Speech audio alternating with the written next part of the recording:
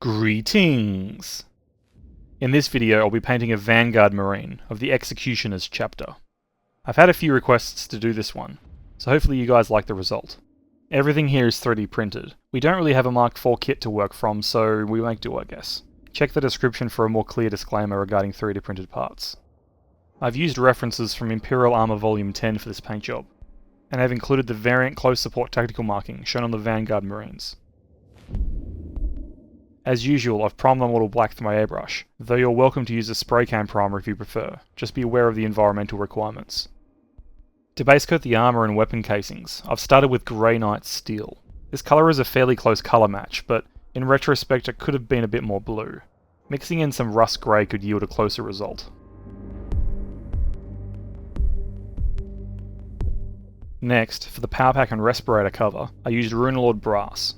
I should mention that base coating metallics over black is fairly easy, but it's still best to do 2 or 3 coats to get the complete finish, especially with Grey Knight Steel.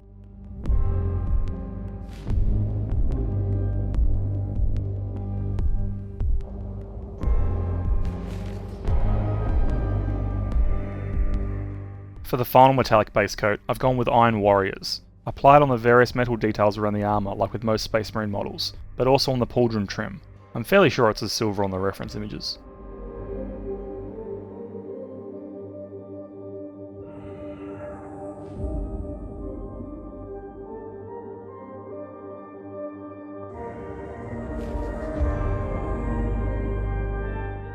To highlight the silver, I switched to Runefang Steel, picking out the edges and any upwards facing surfaces.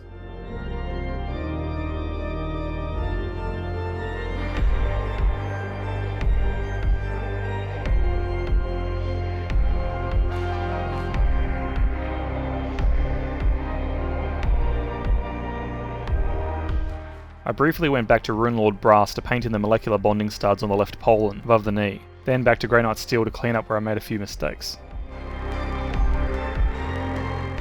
Switching to Abaddon black, I painted in the undersuit and the handle on the power maul, cleaning up where the metallics spilled over onto the black primer that I intended to keep.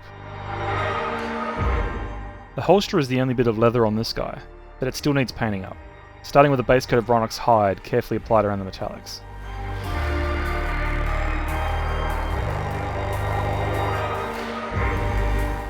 The next colour I used was Skrag brown, going over the edges and building up scratches and scuffs where I thought it would get bumped into.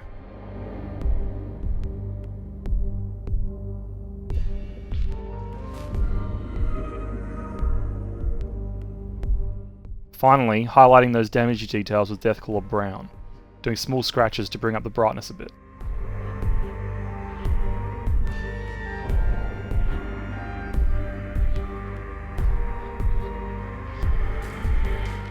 For the tactical marking, I went with Ulthuan grey, doing a few coats to get proper coverage over the metallic paint.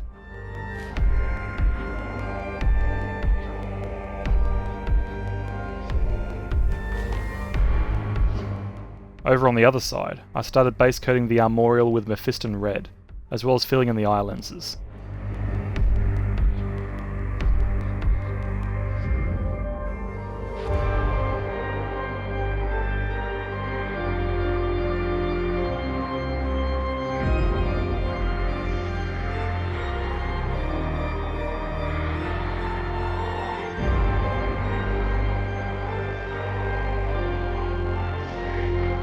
For a highlight on the red, I used Evil Sunz Scarlet, layering it up in a way that gives it a bit more dimension. I'm not exactly sure how to explain it better than that. The eyes received the same attention.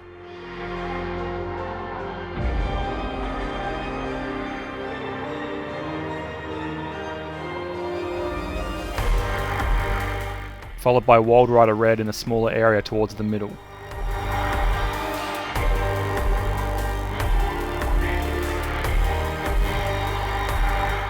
Then, finally, a small application of Lugganath orange to centre the glow effect.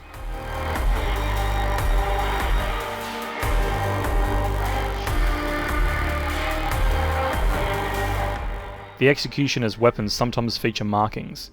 I've tried to replicate one of the orange stripes with Ungor flesh, but decided against trying to freehand the armorial for probably obvious reasons.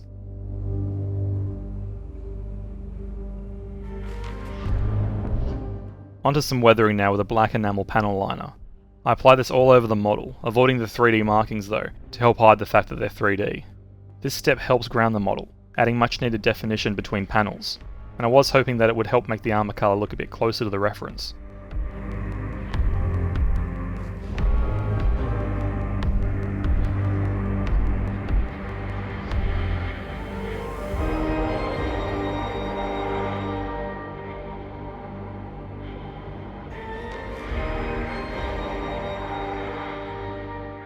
As is tradition that hopefully I am slowly breaking, I missed some spots.